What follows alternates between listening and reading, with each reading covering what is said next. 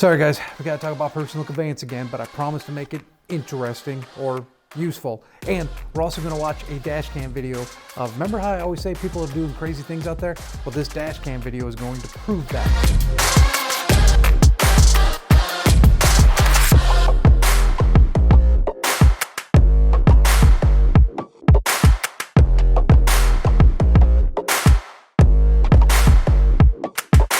Hello and welcome to Safety Update. I think we're up to like 21 now. So I've been doing this for quite a while. I think I've been getting better at it. You guys have seemed to be agreeing with that. Some of you don't, and that hurts. It really, right here. But anyways, I'll get over it. So, again, I always say it, but I mean it. I really appreciate you guys taking the time out to watch these and get the feedback. You know, like I said, I do this so that we can kind of interact and get you guys thinking about stuff that maybe you weren't thinking about. I can relay information to you. You can tell me that I'm right or I'm wrong. It's just a great, it's been a great tool to talk to you guys, and I'm happy that we got it going, you know, and I'm happy that you guys liked it and that we can keep going with it. So anyways, let's talk a little bit about personal conveyance. I'll try to keep it short, but it's something that we need to address because there's been some abuse, or maybe just some people haven't known exactly what to do with it. And so now that we're all on Motive, you know, the ELD provider, and I know some of you are complaining about it, but it is good, and you'll get there, you'll like it. But now that we're all on Motive, I can really monitor PC use, personal conveyance use, a lot better than when we were kind of split between the two of them. I got reports that I get now, and I just want to make you guys aware that I am going to be watching it a little bit closer. It was kind of like the Wild West there for a little bit with personal conveyance, and now I'm stepping in as you know, Wyatt Earp.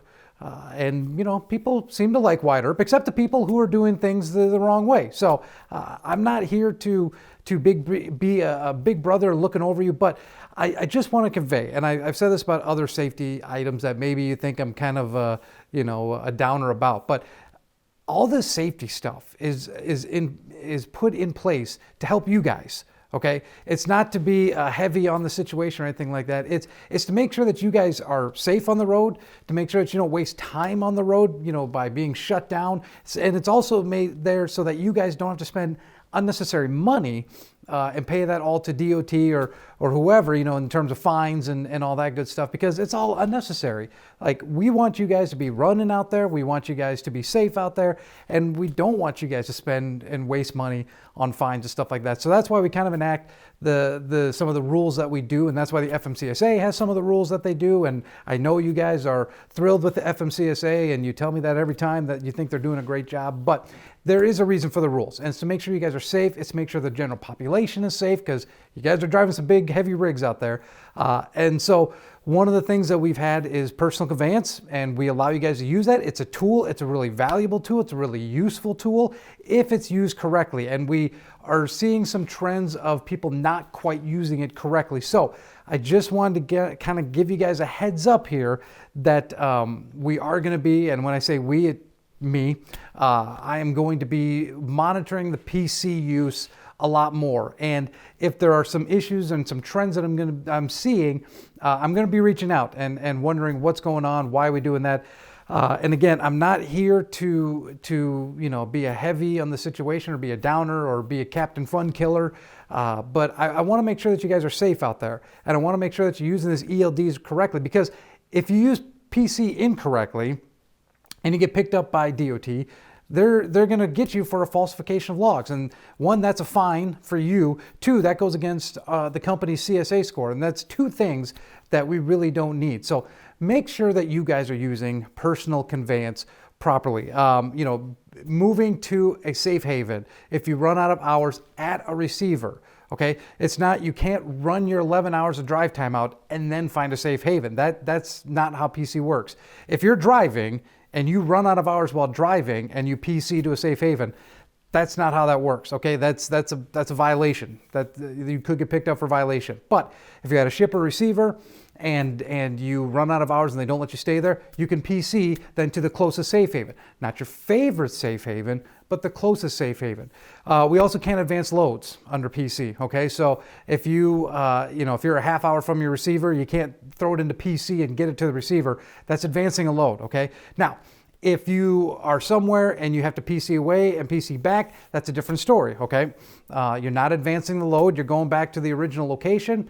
That is what PC is for. Again, it's a tool. I want you guys to use it, but I want you to use it correctly. So if you have questions about personal conveyance, I'm going to put a link below here for the FMCSA official use of PC, and you can read through that, and if you have questions off of that, let me know, and we can run through some scenarios if you want. You might not like my answers, and I apologize in advance, but I want to make sure that we are being good with the PC rules so that none of you guys get in trouble. Okay, that's what it's ultimately about. If you're running splits on your logs, I've had a couple guys ask, hey, I'm running a split and it's throwing me into violation, so they went to PC.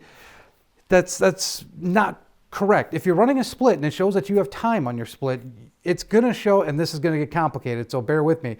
If you're running a split, a 7-3 or 8-2 split, and you do one of the parts first and then you go again, it'll probably show you in violation on your ELD. However, that doesn't mean that you are in violation, okay? It just means that you're going to be in violation if you don't complete the second part of that split. Again, a little complicated. If you have questions, reach out to me, okay? But below I'm going to have the official FMCSA guideline on how personal conveyance works, when it's available to work. And again, I just want you guys to be safe out there on the road. I don't want you to be shut down. I don't want you to pay unnecessary fines for anything, for falsification of logs on this kind of stuff. We need to be safe. We need to make sure we're following everything. So if you do have any questions about PC, feel free to reach out to me. This coming week, I'm going to be monitoring it and just probably reaching out. I've reached out to some of you already that I've seen and say, hey, what are we doing here? If you need to PC that's going to take longer than 20, 30 minutes, text me, okay? My number's at the bottom here as well. Text me saying, hey, I need to PC for this reason. If I look on the report that I get and I see that you PC'd for 2 hours, you better believe I'm going to be calling you or texting you and saying, what's going on? What happened? Why the PC for 2 hours? So now, don't get me wrong. There are legitimate cases where you can PC for 2 hours. They're rare, but there are legitimate cases. So anyways, all that to say, if you have questions about PC, read below, contact me, but we're going to start cleaning this up here and making sure that we are using our ELDs correctly. Cool? Cool. All right, so now let's watch some dash cam video.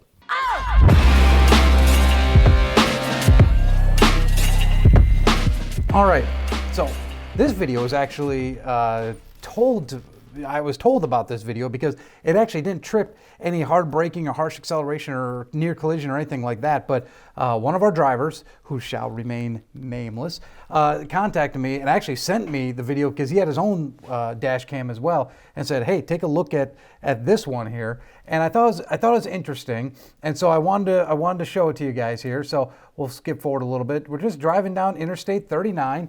Nothing too crazy, you guys do this kind of driving all the time, but if you look up in the distance here, all of a sudden there's something in the middle of the road, and now we realize it's a minivan, okay?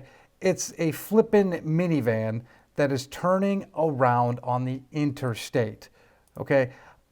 I have said this numerous times, maybe to you, maybe not to you, but I've said this numerous times.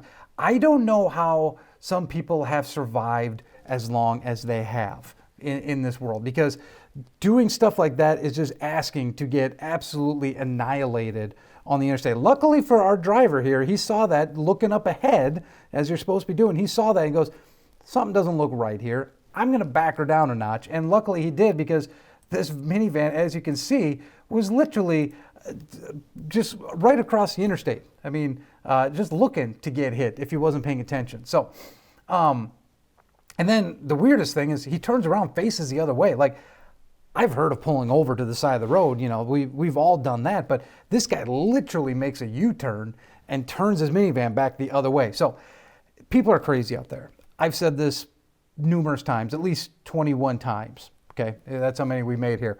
People are crazy out there. It is up to you guys to really pay attention to what's going on the road, because it's incredibly obvious that this driver of this minivan is not a professional. He has absolutely no clue the rules of the road. I don't know if he dropped something way back there and he's gonna go pick it back up. I don't know, don't really care. What he did was incredibly reckless. And luckily for our driver, they noticed that and they slowed her down. So this is all just to remind you guys, pay attention. Even on a boring interstate, I mean, if we go back in this video, there's not a guy in front of this driver. This is a pretty boring drive, if I'm going to be honest. And if you've ever been on Interstate 39, you know it's a pretty boring drive. Anyways, but this is just a reminder to stay aware of everything going on out there, because you never know when you might have a minivan sitting long ways across the interstate. So I like to show these dash cams. Now, there's plenty of dash cam footage out there on the internet where it's all these big crashes and rollovers and stuff like that. I don't really like to show that stuff because that's extremely rare. This, however, is more common. Just these little nuanced things that if we're not paying attention could really end badly for everybody involved. If our driver didn't pay attention to this minivan, he could have easily T-boned him and possibly killed whoever was in that minivan. That would have been awful. So I like to show just this clips that we get from our own trucks, because this is our footage. This is what we see. This is what our drivers see. And sometimes it seems kind of mundane, and then all of a sudden you get this minivan straight across from you. So just be aware, okay? All that to say, just be aware of what's up in front of you, be aware of the cars around you, because you honestly never know what you're gonna see. You never know what's gonna happen. You never know what's gonna jump out in front of you, all that kind of stuff. So I like to show this stuff just to remind you guys that you are the professional driver out there. You're the ones that are making the road safe out there, not these minivan drivers here. But be aware of what's going on. Keep looking up ahead in front of you. If something looks goofy, feel free to take your foot off the accelerator. No one's going to be mad about that. But just make sure that you're driving. You're aware while you're driving out there. Cool. All right. So thank you again for watching this. All my contact information is at the bottom. If you want to talk about PC, let me know. Stop in. I got the new insurance cards are in, so feel free to stop in. I'll print those out for you, get those in your permit books. But thank you guys for watching this. I really do appreciate it. I hope you have a great day. And as always, drive safe.